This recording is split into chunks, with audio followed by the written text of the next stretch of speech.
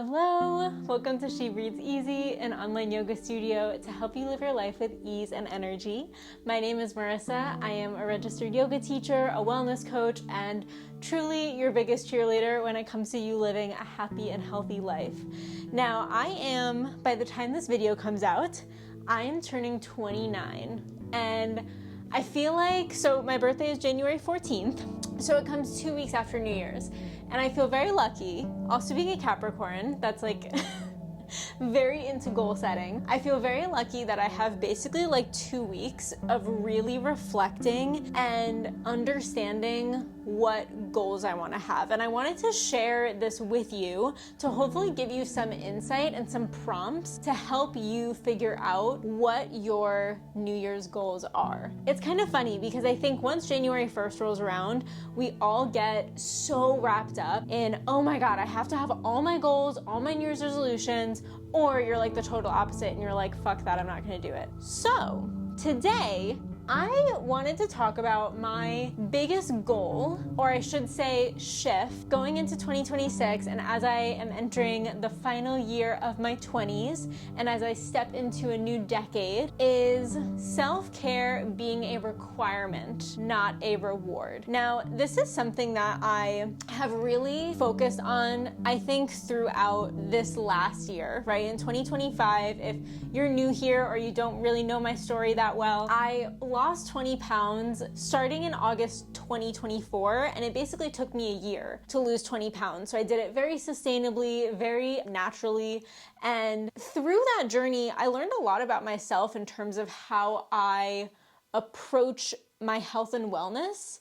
And I learned so much too that I really want to get into like the mindset shifts of what happened through that journey of like once I lost the weight and once I like achieved my goal weight and really like got the body I've always wanted, how that really started to change how I view myself and how I view my habits, and really finding the way that less truly is more. So it's kind of funny. 2025, my sentence or my like phrase for that year was actually less is more. Because when I was reflecting on 2024, the previous year, which I highly recommend, if you haven't done your resolutions or your goals yet, you should definitely be reflecting on your year before you set goals for the new year. I think it gives you a much more realistic view and also allows you to like celebrate and notice like what you've done, what you've accomplished, and then also like think about the lessons you've learned. So anyway, 2025,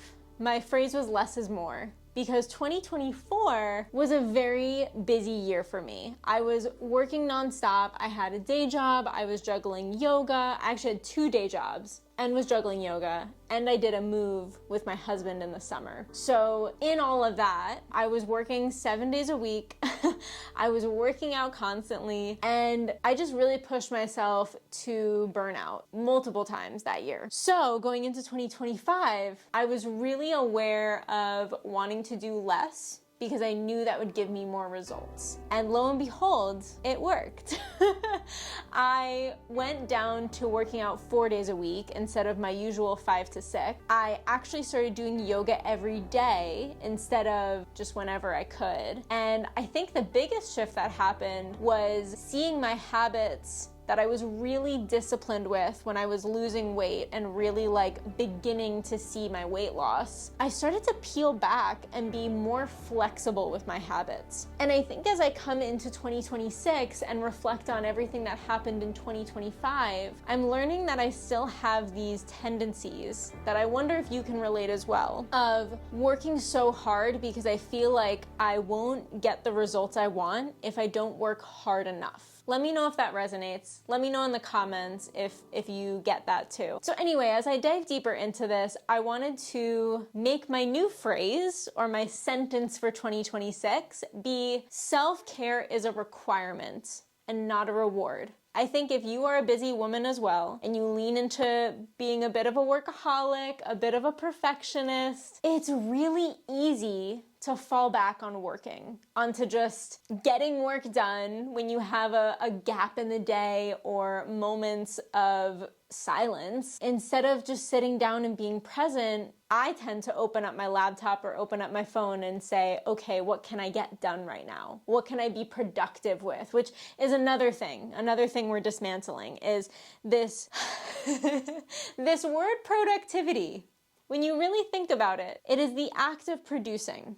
I would say that taking rest and recovery days and off days is producing rest. So that's really the mindset shift we're coming into. And now, as we get into this, I wanted to give you some tangible ways on how I am going to give myself these required self-care moments. And hopefully you can come up with your own list of how you can give yourself self-care, not in like a corny, like draw a bubble bath or give yourself a pedicure or go out and get your hair done. I mean, like all of that is great, sure, but is that really producing rest? Is that giving you the rest where you feel really full at the end, where you feel like your shoulders can just melt off your body, you're so relaxed? So these are my 7 ways that I plan to make requirements for my self-care for 2026. So first one, which is kind of ironic because you're probably watching this on a screen, but mine is less screen time. I am building my business on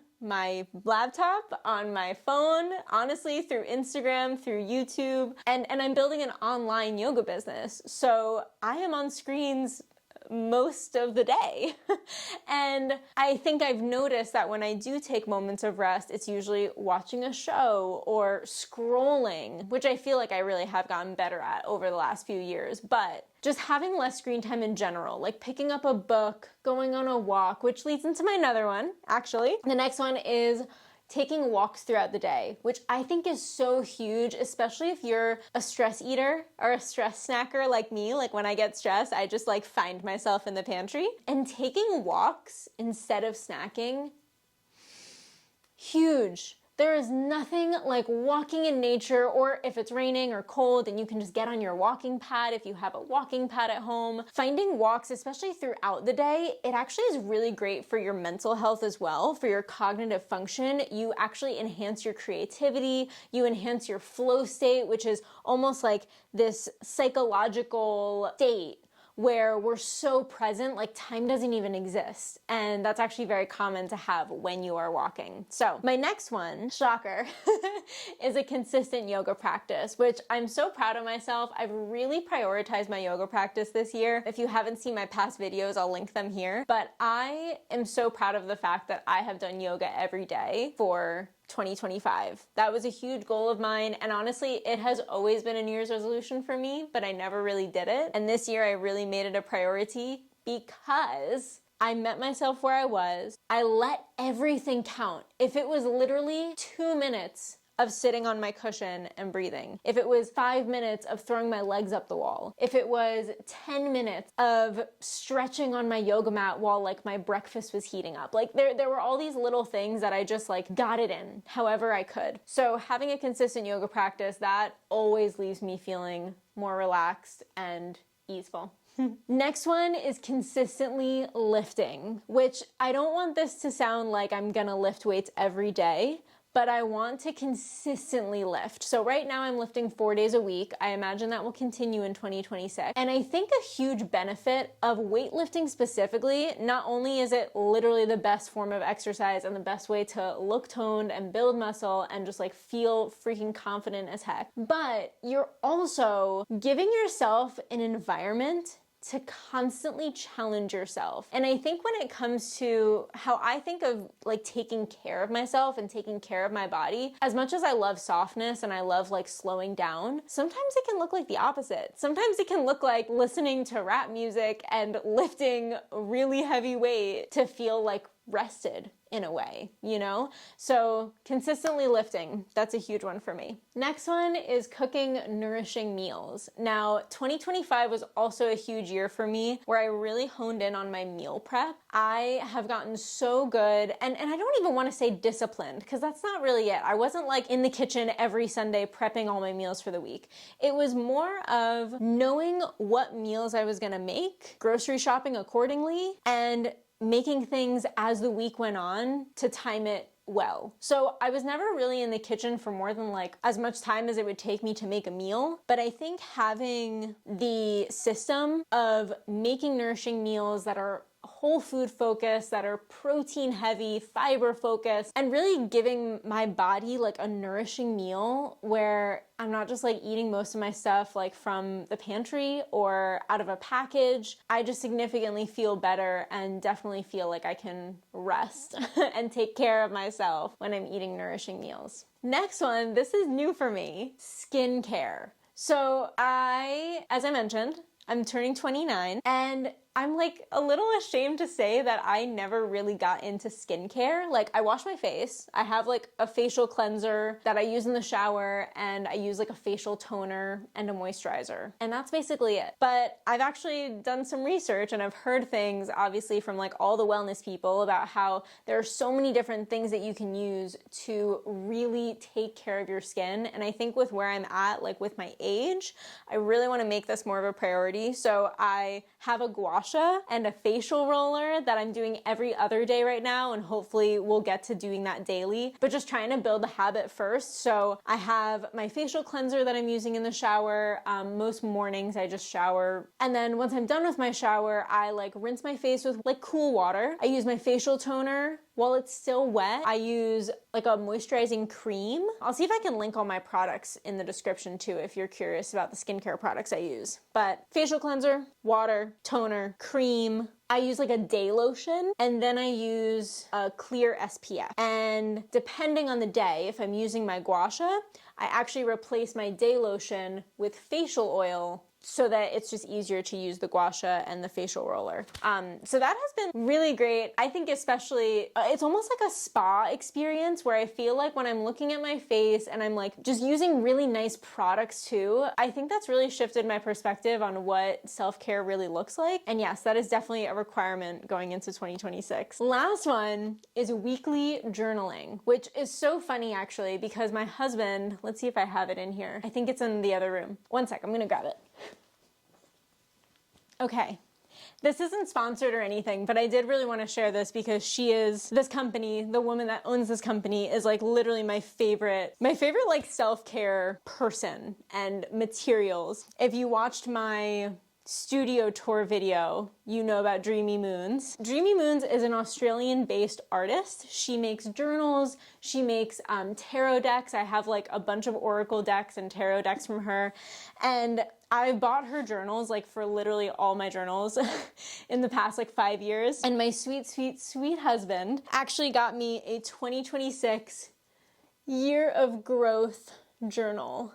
I hope you can see it. I honestly do not know if it's going to be focused, but as you can see, this is thick too, very thick. So this is actually how I'm gonna journal. And it's funny because I said weekly journaling, but this actually has like daily sections. So each week has a day and like a little blurb like this big of like what to write. Then it says grateful for, mood, and then you can write an intention for the week, which I love. And she actually has a quote for each week. So like this one is, I notice beauty in everything around me. Another random one is, whatever I wish for naturally flows into my life. So very magical. I absolutely love this thing. It has so many other things too. If you do want something for 2026, I highly recommend investing in something like this. She has all of the moon phases. Every month has like a little planning section where you can like plan out your month and write your intentions for the month or any goals you have. Yeah, what you're prioritizing, what you're manifesting, where you want your energy to be focused. Yeah, I absolutely love this thing. So this is a huge, huge thing that is going to make my required self-care feel a lot easier. I actually have been setting this out in the living room where I have my morning tea, and I've been filling it out every morning. So that is the last thing I actually wanted to mention, because we've gone through my 7 ways that I'm going to prioritize my self-care and truly make it a requirement. And I think when it comes to the difference between self-care and rest being a requirement rather than a reward is that you need to make it a part of your day. You need to make it like almost like an important work meeting where you won't miss it, you won't cancel it, you won't say, oh, I just don't have time for that today. It's really committing and keeping the promises you make to yourself. So as you come up with your own list of what your self-care requirements are going to be for 2026, I highly encourage you to think about what your days look like and how you can weave in these things to be realistic. And maybe, like how I said weekly journaling, and now it's going to be daily because I have this, but I said weekly originally because I don't journal very often. I do yoga constantly, but I wouldn't say that I journal very frequently. So I said weekly journaling because if I said daily journaling, that's like very extreme to go from journaling every once in a while or whenever I felt like it to doing it every single day. So meet yourself where you are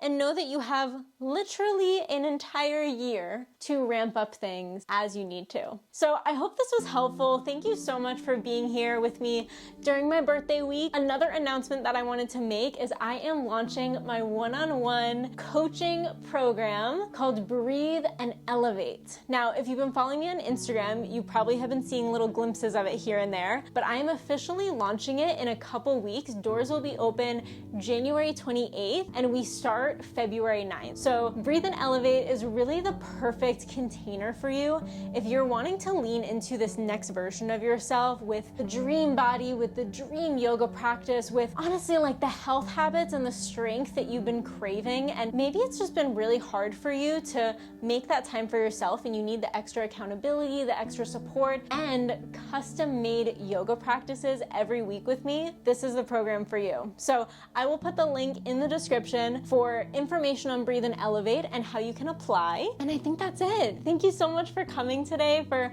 hanging out with me, and for really making your self-care a requirement this year, because your rest, your own soul being taken care of, like cared for, it should never feel like you need to work for it. It should feel like you already deserve it. I will leave you with that. Thank you so much. Be sure to like this video, comment anything that came up for you. I would love to hear your thoughts on this one, and make sure you're subscribed as well so that we can keep chatting. I have been loving doing these kinds of videos and I hope you enjoy them too. Thanks for tuning in, and I will see you soon. Bye.